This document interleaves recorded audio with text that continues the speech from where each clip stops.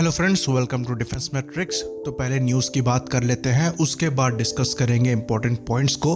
तो जो न्यूज़ है वो ये है कि जो कैबिनेट कमेटी ऑन सिक्योरिटी है वो कंसीडर कर रही है नेवी के प्रपोजल को, जो कि करीबन 50,000 करोड़ का है 3 न्यूक्लियर अटैक सबमरीन को बनाने के लिए, जो कि DRDO द्वारा बनाई जाएंगी और ये विशाखापट्टनम में बनाई जाएंगी।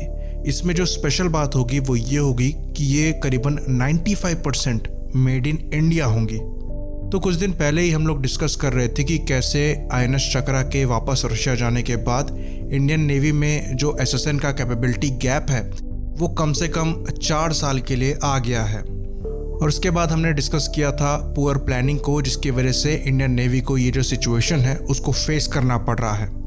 तो जैसा कि हम पहले भी डिस्कस कर चुके हैं और दोबारा क्लियर कर देते हैं, ये जो SSN होती हैं ये न्यूक्लियर अटैक सबमरीन होती हैं, जो कि डिफरेंट होती हैं SSBN से। जो SSBN होती हैं वो आपकी न्यूक्लियर सबमरीन होती हैं जो बैलिस्टिक मिसाइल को फायर करने में सक्षम होती हैं। तो ये जो SSBN होती हैं ये आपका न्यूक्लियर डेटरेंट होती हैं, जिनका काम होता है पानी में छुप कर रहना और ज़रूरत पड़ने पर जो न्यूक्लियर मिसाइल है उसका अटैक करना। वहीं पर जो SSN होती हैं यानी कि न्यूक्लियर अटैक सबमरीन होती हैं वो भी कैपेबल होती हैं cruise missile, antiship missiles, land attack missiles को फायर करने में, पर उनका काम न्यूक्लियर मिसाइल को फायर करना नहीं होता है और वो पेट्रोलिंग के लिए किसी शिप के अगेंस्ट में या किसी सबमरीन के अगेंस्ट में यूज़ करी जा सकती हैं। तो जो INS अरिहंत है और अरिहंत क्लास की सबमरीन्स हैं वो SSBN है, और जो रशिया की INS चक्रा थी इंडियन नेवी की सर्विस में वो SSN थी, और जिसकी कमी इंडियन नेवी को अभी है वो SSN है। तो इंडियन नेवी की सर्विस में फ़िलहाल के लिए एक भी SSN नहीं है। तो आने वाले समय को देखते हुए जो इंडियन नेवी की रिस्पॉन्सिबिलिटी है वो पड़ी है। चाइना के एग्रेशन को देखते हुए और साथ में क्वाड में इंडिया की रिस्पॉन्सिबिलिटी को देखते हुए अब इंडियन नेवी को लॉन्ग डिस्टेंस पेट्रोलिंग करनी पड़ेगी, ताकि अपने इंटरेस्ट को भी बचाया जा सके और चाइना को भी थोड़ा कंट्रोल में रखा जा सके। तो इसके लिए सबसे बेहतरीन जो ऑप्शन होगा वो न्यूक्लियर अटैक सबमरीन्स होंगी, जो कि लॉन्ग डिस्टेंस में ट्रैवल कर सकती हैं और साइलेंटली पेट्रोलिंग कर सकती हैं। तो इंडियन नेवी की जो फ्यूचर रिक्वायरमेंट है वो SSN की है, और इस चीज़ को रियलाइज़ कर लिया गया था। रशिया से पहले ही कॉन्ट्रैक्ट साइन कर लिया गया है करीबन $3 बिलियन में एक बेटर INS चक्रा के लिए, जो कि इंडियन नेवी की सर्विस को 2025 या फिर 26 में ज्वाइन करेगी। पर एक SSN से काम यहाँ पर नहीं चलेगा। आने वाले 10 से 15 सालों में इंडियन नेवी को और ज़्यादा SSN चाहिए। करीबन 6 SSN की जो रिक्वायरमेंट है उसको बताया गया है, जिसमें से 3 के ऊपर ये जो न्यूज़ है वो निकलकर सामने आई है। और इसमें जो अच्छी बात है वो ये है कि जो पहले की ही 3 सबमरीन होंगी उसमें ही 95% इंडिजिनस कंपोनेंट को लगा दिया जाएगा और इन्हें इंडिया में ही DRDO की मदद से बनाया जाएगा। तो इसके अच्छे खासे चांसेस हैं कि ये जो सबमरीन्स हैं वो INS अरिहंत पर बेस्ड हों। तो इंडिया का जो प्लान है वो करीबन 24 सबमरीन्स को ऑपरेट करना है, जिसमें से 6 जो हैं वो न्यूक्लियर अटैक सबमरीन्स होंगी। अभी की बात करें तो करीबन 6 जो हैं वो कलवरी क्लास की सबमरीन्स बन रही हैं, जो कि प्रोजेक्ट 75 के अंतर्गत आती हैं। फिर प्रोजेक्ट 75I के अंतर्गत करीबन 6 और सबमरीन बनाई जानी हैं, जिनका क्लियरेंस मिल गया है, टेंडर भी दे दिया जाएगा। और फ्यूचर में हो सकता है प्रोजेक्ट 76 के अंतर्गत और भी सबमरीन बनाई जाए, पर उसके अच्छे खासे चांसेस हैं कि वो जो कन्वेंशनल सबमरीन हो वो इंडिजिनस हो। तो वो काफ़ी बाद की बात है, उसे बाद में ही डिस्कस करेंगे। अभी हम अपने टॉपिक पर आते हैं, जहाँ पर हम न्यूक्लियर अटैक सबमरीन को डिस्कस करने वाले हैं।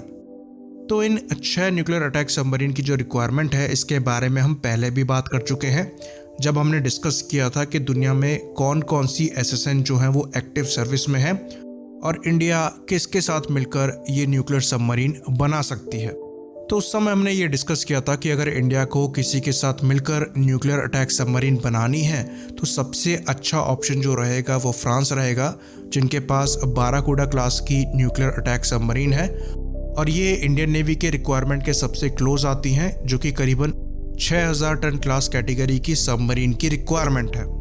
साथ में टेक्नोलॉजिकली भी काफ़ी एडवांस है, जो कि पंप जेट को यूज़ करती हैं और साथ में लो एनरिच्ड यूरेनियम को यूज़ करती हैं। इसके बारे में हम आगे डिटेल में बात करेंगे। तो अभी की जो न्यूज़ है उसके हिसाब से ये चीज़ क्लियर हो गई है कि ये जो एसेसेंस बननी है ये टोटली इंडिजिनस मेड होंगी। करीबन 95% इसमें इंडिजिनस कंपोनेंट्स होंगे और इनको इंडिया में ही बनाया जाएगा, जो एक्सपीरियंस INS अरिहंत को बनाने में मिला है उसको यूज़ करके। तो इंडियन नेवी के जो INS अरिहंत क्लास की न्यूक्लियर बैलिस्टिक मिसाइल सबमरीन है या फिर SSBN है, उनका जो न्यूक्लियर रिएक्टर है वो हाईली एनरिच्ड यूरेनियम को यूज़ करता है। तो इस रिएक्टर को इंडिया में ही बनाया गया है भाभा एटॉमिक रिसर्च सेंटर द्वारा और ये करीबन 83 मेगावाट की पावर को प्रोड्यूस करता है, जो कि सफिशिएंट है एक 6000 टन क्लास कैटेगरी की सबमरीन को प्रोपेल करने के लिए। तो ये जो हाई एनरिच्ड यूरेनियम होते हैं ये वेपन ग्रेड के यूरेनियम होते हैं। तो जिस यूरेनियम में 20% से ज़्यादा एनरिचमेंट होता है वो हाई एनरिच्ड यूरेनियम में आते हैं। तो एक ट्रीटी है जिसको FMCT कहते हैं, यानी कि फिसल मटेरियल कट ऑफ ट्रीटी। तो अगर मोटा मोटी इस ट्रीटी की बात करें तो इस ट्रीटी के अनुसार जो वेपन ग्रेड के यूरेनियम है उनके प्रोडक्शन पर बैन लगाना है। तो फिलहाल के लिए इंडिया जो है वो इसका सिग्नेटरी नहीं है, पर इंडिया इस पर नेगोशिएट करना चाहता है, लेकिन पाकिस्तान की वजह से अभी तक यहाँ पर कोई फैसला नहीं लिया गया है। तो अगर आप फ्यूचर को दिमाग में रखें जहाँ पर FMCT जो है वो एक्ट में आ सकती है, आपको काम करना चाहिए लो एनरिच्ड यूरेनियम पे जो कि वेपन ग्रेड के नहीं माने जाते हैं, यानी कि वो यूरेनियम जिनका एनरिचमेंट 20% से कम हो। तो जो अमेरिकन और ब्रिटिश न्यूक्लियर सबमरीन है वो यूज़ करती हैं न्यूक्लियर रिएक्टर का जिसमें हाई एनरिच्ड यूरेनियम को यूज़ किया जाता है और ये काफ़ी हाई है। तो ये अमेरिकन और ब्रिटिश न्यूक्लियर सबमरीन्स में जो रिएक्टर में यूरेनियम का एनरिचमेंट है वो करीबन 93.5% है। तो इनके जो न्यूक्लियर रिएक्टर्स हैं उनमें आपको दोबारा रिफ्यूलिंग नहीं करवानी पड़ती है और ये तब तक चलेंगे जब तक आपका शिप या फिर सबमरीन सर्विस में रहेगी। वहीं पर बात करें फ्रांस की, तो फ्रांस ने डेवलप किया है लो एनरिच्ड यूरेनियम बेस्ड रिएक्टर। इसको K15 के नाम से जाना जाता है और ये करीबन 150 मेगावाट पावर प्रोड्यूस करने में सक्षम है। तो यहाँ पर जो यूरेनियम का एनरिचमेंट है वो खाली 5 to 7% है। तो ये जो लो एनरिच्ड यूरेनियम बेस्ड रिएक्टर्स होते हैं इनका जो साइज होता है वो थोड़ा बड़ा होता है, तो इसे मिनिचराइज करना ही एक्चुअल चैलेंज है। तो ये जो फ्रेंच न्यूक्लियर रिएक्टर है जो कि लो एनरिच्ड यूरेनियम को यूज़ करता है, इससे अपनी लाइफ टाइम में एक बार रिफ्यूलिंग करवानी पड़ेगी। और वहीं पर बात करें हम इंडियन न्यूक्लियर रिएक्टर की जिसे हाई एनरिच्ड यूरेनियम की कैटेगरी में डाला गया है, ये एक्चुअली में मीडियम कैटेगरी का है जो कि 30 से 40% यूरेनियम एनरिचमेंट को यूज़ करता है अपने रिएक्टर में। तो ये जो मीडियम एनरिचमेंट है ये रशियन सबमरीन द्वारा भी यूज़ किया जाता है। तो अरिहंत में भी रिफ्यूलिंग जो है वो करवानी पड़ेगी अपनी लाइफ टाइम में एक बार, जिसके लिए इसे सर्विस से बाहर जाना पड़ेगा करीबन 1-2 साल के लिए, क्योंकि यहाँ पर रिफ्यूलिंग करने के लिए पूरे हल को काटना पड़ेगा, उसके बाद रिफ्यूलिंग करके फिर से जोड़ना पड़ेगा। तो उस टाइम के लिए आपके पास जो कैपेबिलिटी गैप है वो रहेगा। वहीं पर हम बात करें बाराकूडा क्लास की जो फ्रेंच सबमरीन्स हैं उनकी रिफ्यूलिंग के बारे में, तो वहाँ पर जो रिएक्टर्स हैं उनके ऊपर हैचेस दिए हुए हैं जिनकी मदद से जो रिफ्यूलिंग है वो कुछ हफ्तों में ही करी जा सकती है। तो इस चीज़ को दिमाग में रखना पड़ेगा जो फ्यूचर में न्यूक्लियर अटैक सबमरीन बनाई जाने वाली है उसके डेवलपमेंट में। और एक और इंटरेस्टिंग फैक्ट की आपसे बात करें तो जो चाइनीज़ न्यूक्लियर अटैक सबमरीन्स है फिर न्यूक्लियर बैलिस्टिक मिसाइल सबमरीन्स हैं वो यूज़ करती हैं एक लो एनरिच यूरेनियम वाले रिएक्टर को, जिसमें जो यूरेनियम का एनरिचमेंट है वो 5% से कम है। और ये खाली उनकी नई सबमरीन्स के साथ नहीं है, पर जो पुरानी टाइप O91 हान क्लास की न्यूक्लियर पावर्ड सबमरीन थी वो भी लो एनरिच यूरेनियम वाले रिएक्टर को यूज़ करती थी। और ये बात भी यहाँ पर आपको बता दें कि वो सबमरीन जो है वो 1974 में सर्विस में आई थी।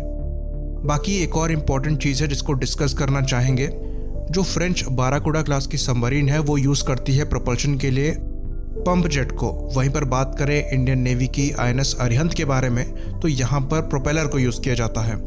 तो पंप जेट के जो फ़ायदे हैं वो ये है कि यहाँ पर आपको ज़्यादा स्पीड मिल जाती है, पावर डेंसिटी ज़्यादा मिल जाती है, जो रोटेटिंग एलिमेंट होते हैं उनको प्रोटेक्शन मिल जाता है, शैलो वाटर में जो ऑपरेशन है वो इम्प्रूव हो जाता है, मनोरेबिलिटी काफ़ी अच्छी हो जाती है, साथ में नॉइस रिडक्शन भी यहाँ पर होता है, जिसकी वजह से जो सोनार सिग्नेचर है वो भी कम हो जाता है। तो प्रोपेलर के ऊपर इसमें काफ़ी फ़ायदे हैं और इसको मॉडर्न सबमरीन्स और शिप्स में यूज़ किया जा रहा है। एक और इंटरेस्टिंग फैक्ट की बात करें तो इंडियन नेवी द्वारा भी एक ऐसा शिप है या फिर वेसल है जो कि पंप जेट को यूज़ करता है अपने प्रोपल्शन के लिए, और वो है कार निकोबार क्लास के पेट्रोल वेसल्स, जो कि इंडिया में ही बनाए गए हैं गार्डन रीच शिप बिल्डर्स द्वारा, जो कि यूज़ करते हैं पंप जेट को प्रोपल्शन के लिए। तो 3 चीज़ों पर काम करना ज़रूरी है अपने नेक्स्ट जनरेशन की जो न्यूक्लियर अटैक सबमरीन बनने वाली है उसमें। पहला जो है वो है लो एनरिच यूरेनियम न्यूक्लियर रिएक्टर। दूसरा जो पॉइंट है वो रिफ्यूलिंग के लिए रिएक्टर के ऊपर हैश को देना है ताकि रिफ्यूलिंग टाइम को कट किया जा सके। और जो तीसरी चीज़ है वो पंप जेट है।